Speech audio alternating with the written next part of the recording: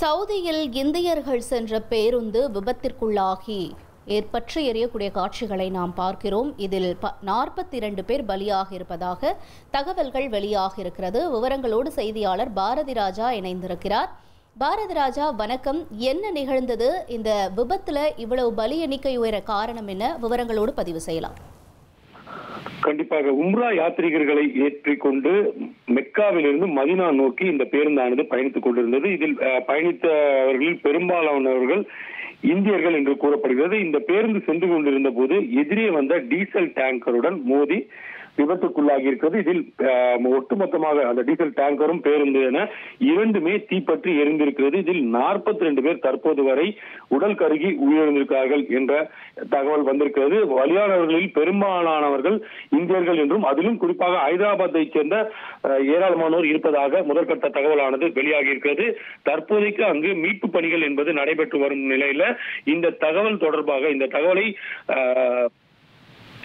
தெலுங்கானா முதல்வரும் உறுதி செய்திருக்கார். அந்த விபத்துல யாரெல்லாம் பாதிக்கப்பட்டிருக்கிறார்களோ அதில் ஆந்திராவை சேர்ந்தவர்கள் மற்றும் தெலுங்கானாவை சேர்ந்தவர்கள் யாரெல்லாம் இருக்கிறார்களோ என்ற தகவலை எல்லாம் அறிய வேண்டும். அதற்காக சிறப்பு குழு ஒன்றை ஏற்படுத்தி இருப்பதுடன் அந்த குழுவை தொடர்பு கொள்ள உதவி மைய எண்களையும் அறிவித்திருக்கிறார். உதவி மையம் மற்றும் சிறப்பு குழு யாரெல்லாம் இங்கிருந்து பயணித்திருக்கிறார்கள் என்ற விவரங்களை சேகரிப்பதற்காக ஒரு சிறப்பு குழு, அதே போல யாரெல்லாம் பயணித்திருக்கிறார்கள் என்பதை அவர்களது உறவினர்கள் நேரடியாக அரசுக்கு தெரிவிக்க உதவி மையம் என அறிவிக்கப்பட்டு அதற்கான கட்டுப்பாட்டு அறைகளும் அமைக்கப்பட்டு அதற்கான எண்களும் தற்போது வழங்கப்பட்டிருக்கிறது. ஒட்டுமொத்தத்தில் இந்த விபத்துல 42 பேர் உயிரிழப்பு என்பது தற்போது வரை பதிவாகி இருக்கிறது. அதிலும் பலியானவர்களில் பெரும்பாலானவர்கள் இந்தியர்கள். ஏனென்றால் இந்த பேருந்தில் பயணித்தவர்கள் பெரும்பாலானவர்கள் இந்தியர் என்பதால் உயிரிழப்பும் இந்தியர்களுக்கு தான் அதிகமாக இருக்கும், இந்தியர்கள் தான் அதிகமாக இருக்கும் என்ற சூழல் ஏற்பட்டிருக்கிறது. இருப்பினும் யார் யார் உயிரிழந்தார்கள், எத்தனை பேர் காயமடைந்துள்ளார்கள் என்ற விவரங்களை எல்லாம் தற்போது வரை அதிகாரப்பூர்வ பட்டியலாக வெளியிடவில்லை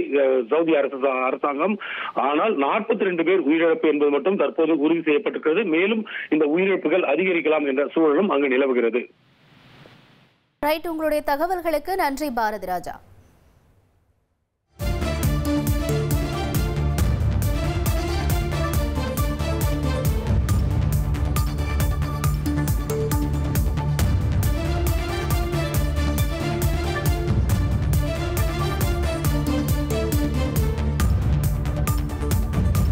ட்ரெண்ட ஃப்ரெண்ட் ஆக்கிக்கோங்க. தந்தி டிவியின் சப்ஸ்கிரைபர்ஸ் அண்ட் ஃபாலோவர்ஸ் குடும்பத்துல நீங்களும் இணையுங்க.